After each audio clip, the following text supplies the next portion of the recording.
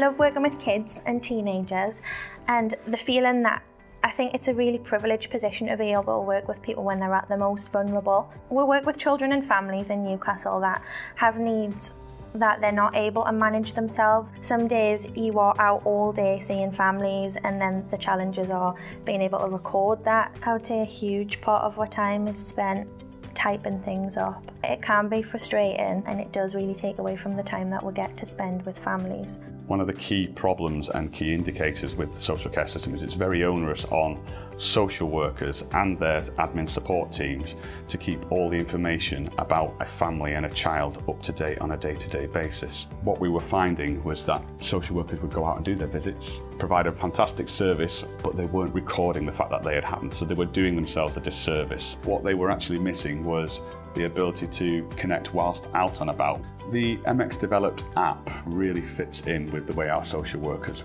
work.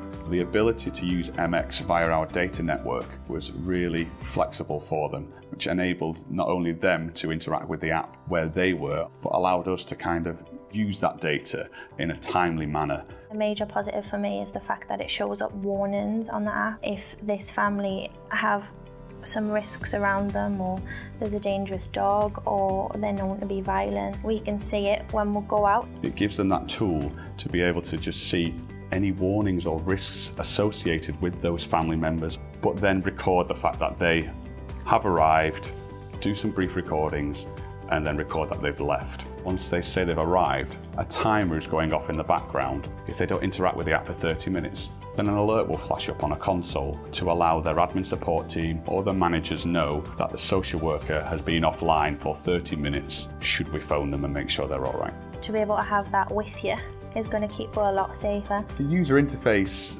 while in development, was, we had to keep the social workers, the end users in mind. So the key information is there.